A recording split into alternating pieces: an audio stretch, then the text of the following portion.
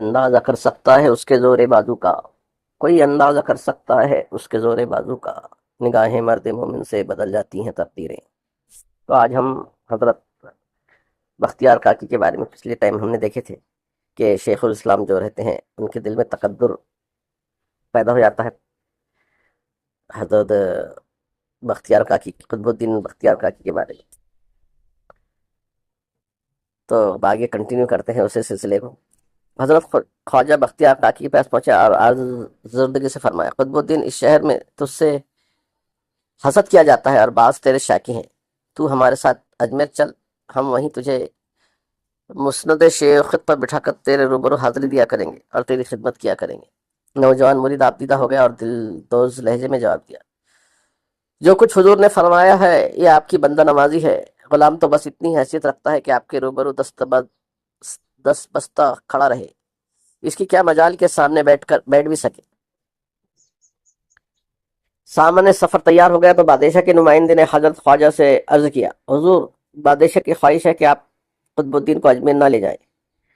لیکن یہ قافلہ اجمیر روان ہو گیا، دہلی میں نصف ماتم بچ گئی، لوگ زاروں قطار رونے لگے اور شہریوں کا جم غفیر ان کے پیچھے ہو لیا۔ یہ لوگ رو رو کر واپسی کے لیے درخواستیں کر رہے تھے۔ حضرت خواجہ کا دل پسیج گیا، آپ نے سفر کا ارادہ ترک کر دیا اور فرمایا، قطب الدین بختیار، لوگ تیری مفارقت سے پریشان اور آزردہ ہیں، اتنے بہت سارے قلوب کی خرابی اور خستحالی ہمارے لیے ناقابل برداشت ہے۔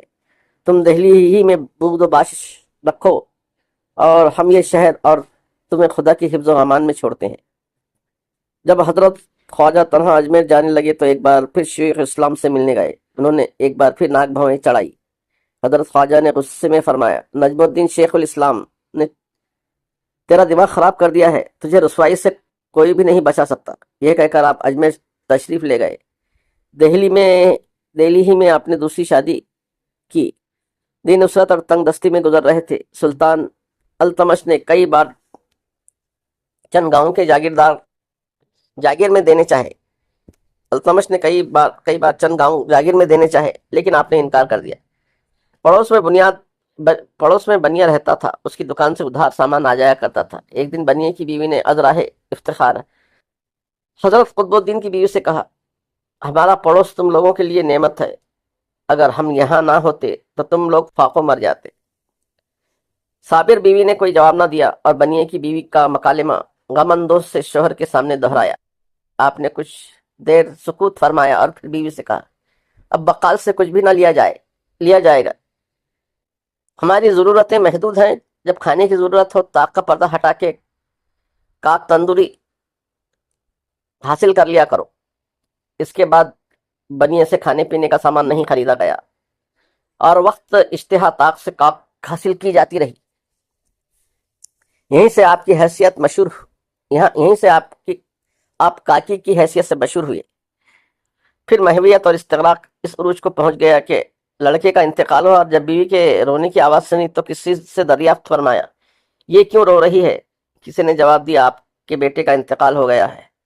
آپ نے افسوس سے کہا، اچھا، ہمیں اس کی علالت کا پتہ نہ تھا، ورنہ ہم اس کے لیے دعا ضرور کرتے۔ دہلی میں قحط پڑا، لوگ بھوکوں مرنے لگے۔ سلطان التمش نے اپنے بھانجے سعد الدین کے سپرد یہ خدمت کی کہ وہ منو آٹے کی روٹیاں لگوا کر بھوکوں میں تقسیم کرے۔ ایک دن نان بائی کی غفلت سے بیشتر روٹیاں جل بھن گئیں۔ سعد الدین نے غفلت کے جرم میں نان بائی کو گرفتار کر لیا اور اسے قید خانے لے چلا۔ ایک مجمع ساتھ ہو لیا، ایک طرف سے حضرت کاکی نمودار ہوئے اور لوگوں سے دریافت کیا، یہ مجمع کیسا ہے اور یہ قیدی کون ہے؟ لوگوں نے پورا قصہ سنایا۔ حضرت کاکی سعد الدین کے قریب گئے اور اس سے کہا، اگر یہ تیری جھلسی روٹیاں ٹھیک ہو جائیں تو کیا اس غریب کو چھوڑ دے گا؟ سعد الدین نے مذاق اڑایا، جلی جھلسی روٹیاں کس طرح ٹھیک ہو جائیں گی؟ پھر ساتھیوں سے کہا، اس شخص کی بزرگی اپنی جگہ، لیکن یہ مردوں کو جلانے کا دعویٰ کس طرح کر سکتا ہے؟ جلی جھلسی روٹیوں کو صحیح حالت میں لے آنے کا مطلب یہی ہوا جیسے کسی مردے کو جلا دیا جائے۔ حضرت کاکی نے قیدی نان بائی سے پوچھا، تیرا تنور کہاں ہے؟ جلی ہوئی روٹیاں لے کر تنور تک واپس چلے۔ سعد الدین نے حضرت کاکی کی عظمت کا خیال کیا اور جلی ہوئی روٹیوں سمیت تنور پر واپس گیا۔ حضرت کاکی نے نان بھائی کو اس کے بھٹیے پر بٹھا کر روٹیاں دہکتے ہوئے تنور میں جھونک دی اور اسے اوپر سے بند کر دیا۔ لوگوں کی سمجھ میں یہ بات نہیں آئی۔ سعد الدین ہنسا کہ چلو رہی صحیح کسر بھی پوری ہو گئی۔ نان بھائی نے سوچا یہ اچھا ہوا کہ میرے جرم میں بختیار کاکی میرے ساتھی ہو گئے۔ حضرت بختیار کاکی نے کچھ دیر بعد تنور کا منہ کھولا اور نان بھائی کو حکم دیا اپنی روٹیاں اندر سے نکال لے۔ نان بھائی نے حکم کی تعمیل کی اور روٹیاں نکالنے لگا۔ تمام روٹیاں بالکل صحیح سینکی ہوئی پکی نکلی۔ حضرت کاکی نے سعد الدین سے فرمایا اپنی روٹیاں لے اور راستہ دیکھ۔ اس نان بھائی غریب کی جان چھوڑ اور ہمیشہ اس کا خیال رکھ کہ تیرے کسی فعل یا عمل سے بندگان خدا کو دکھ نہ پہنچے۔ آپ یہ کہہ کر چلے گئے، لیکن شام کو سعد الدین دست بستہ حضرت کی خدمت میں کھڑا یہ درخواست کر رہا تھا کہ حضرت خادم کو اپنی حلقہ خدمت گزارہ میں شامل فرما لے۔ آپ نے جواب دیا ثروت اور دولت کا درویشی سے بیر چلا آتا ہے۔ جب تک تیرے گھر میں یہ دو چیزیں موجود ہیں تو درویشی کس طرح اختیار کر سکتا ہے؟ سعد الدین کوئی جواب دیے بغیر واپس چلا گیا اور دوسرے دن پھر حاضر ہوا۔ نہایت درد مندی سے عرض کیا حضرت خادم نے اپنا سب کچھ حاجت مندوں میں تقسیم کر دیا اور شاہی منصب سے بھی کنارہ کشی اختیار کر لی۔ اب تو درویش کے دردانہ غلام پر ہو جانا چاہیے۔ پاسی قاضی حمید الدین ناگوری موجود تھے۔ آپ نے ان سے کہا یہ نہیں مانے گا، اس ضدی کو حلقہ مریدہ میں داخل کر لو۔ سعد الدین کو مرید کر لیا گیا اور حضرت کاکی کی خدمت میں رہنے لگے۔ سلطان شمش الدین التمش کی انتہائی دل آرزو تھی کہ حضرت بختیار کاکی اس کے پاس تشریف لائے۔ حضرت بختیار کاکی بھی سلطان کے زہد و تقوی کے بہت قائل تھے۔ ایک دن اچانک سلطان کے روبرو پہنچ گئے۔ التمش کی خوشی کی انتہا نہ رہی۔ اس وقت اس مجلس خاص میں حاکم اودھ رکن الدین حلوائی بھی حاضر ہوا۔ یہ ذات کا حلوائی سیاست اور حکومت کے میدان میں آ کر بہت اچھا منتظم اور حاکم ثابت ہوا تھا اور اسے سلطان نے اودھ کی حکومت بخش دی تھی۔ یہ شخص حضرت کاکی کے مرتبے سے واقف نہ تھا۔ مجلس خاص میں اپنی نشست کے لیے جگہ پسند کی جو حضرت بختیار کی نشست گاہ سے قدر بلند تھی۔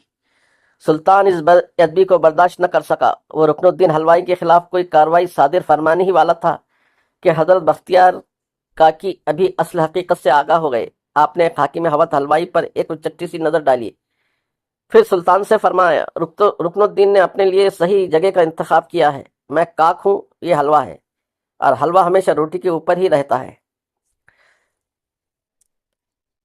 سلطان حضرت بختیار کاکی کی منشا سے آگاہ ہو گیا اور اس نے رکن الدین حلوائی کو بھی کچھ نہ کہا۔ عرصے بعد سلطان اپنے سپاہیوں کے ساتھ حضرت کاکی کی خدمت میں حاضر ہوا۔ سپاہ حجرے سے دور رہی اور سلطان کی خدمت میں دستہ بستہ کھڑا ہو گیا۔ حضرت کاکی کے ایک طرف حمید الدین ناگوری بیٹھے تھے، دوسری طرف سلطان کا بھانجا سعد الدین موجود تھا۔ سلطان نے حضرت کاکی سے کہا حضرت کچھ اشتہا ہو رہی ہے، کھانا مرحمت فرمائیں۔ آپ نے اسی وقت گرما گرم کاک پیش کر دی۔ سلطان نے پوچھا کیا خالی روٹیاں؟ انہیں کس چیز سے کھاؤں؟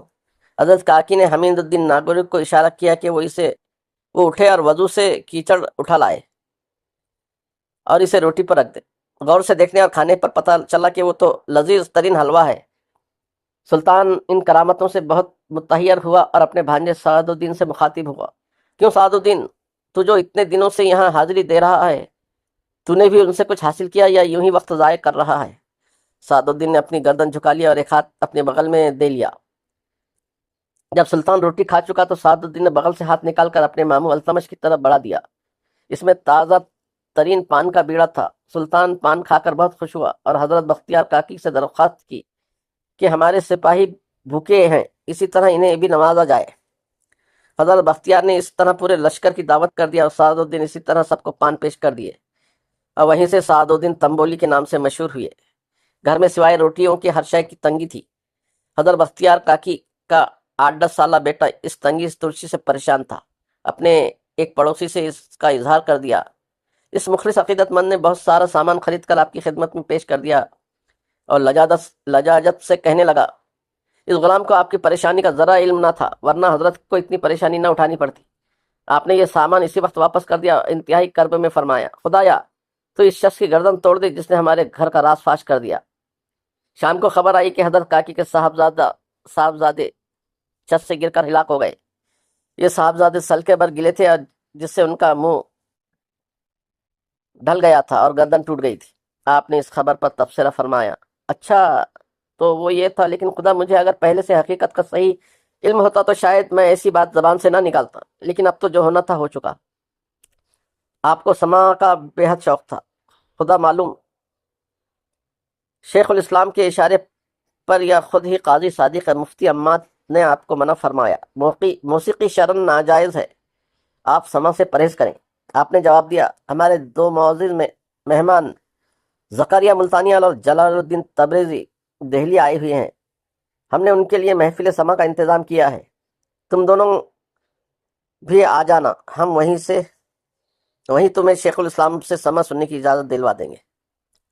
قاضی اور مفتی جذبت ہوئے اور انہوں نے سختی سے کہا، ہم اپنے سپاہیوں کی ایک بڑی تعداد متعین کر دیں گے اور دیکھیں گے کہ آپ کس طرح محفل سماع منعقد کرتے ہیں اور لوگ اس میں کس طرح داخل ہوتے ہیں۔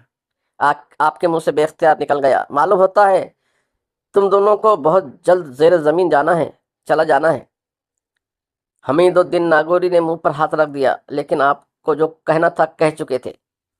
قاضی اور مفتی اپنے اختیارات کام میں لائے اور مشرق اور جنوبی دروازے پر پہرے دار سپاہی کھڑے کر دیے اور انہیں یہ حکم دیا کہ بلا لحاظ و مرتبہ منصب کسی کو بھی محفل سماع میں نہ جانے دیا جائے۔ لیکن اسی عالم میں حضرت بہاؤالدین زکریا ملتانی مشرقی دروازے سے اور حضرت جلال الدین تبریزی جنوبی دروازے سے محفل سماع میں داخل ہو گئے۔ ان کے پیچھے بہت لوگ بھی اندر آ گئے اور پہرے اور سپاہی اندھوں کی طرح پہرا ہی دیتے رہ گئے۔ جب قاضی اور مفتی کو اس بات کا علم ہوا تو دونوں دل میں بے شرمندہ ہوئے اور دونوں خود بھی محفل سماع میں پہنچ گئے، اور سماع سے ان پر ایسی وجدانی کیفیت طاری ہوئی کہ بے حال ہو گئے، اور اسی شب رسول مقبول نے انہیں مطلع کیا کہ انہیں بختیار کی محفل سماع میں شرکت کرنا چاہیے۔ دونوں ناظم اور شرمسار جب محفل سے نکلے تو سلطان نے انہیں برخاست کر دیا، اور اس کا ان کے دلوں پر ایسا اثر ہوا کہ اس صدمے اور خجالت سے ان دونوں نے کی جان لی۔ اس کے بعد کی قسط ہم اگلے اس میں کنٹینیو کرنے کی کوشش کریں گے۔ ویڈیو پسند آئے تو لائک شیئر اور سبسکرائب کریں۔ سننے کا بہت شکریہ، ملتے ہیں اگلی ویڈیو میں، تب تک کے لیے اجازت دیجیے، خدا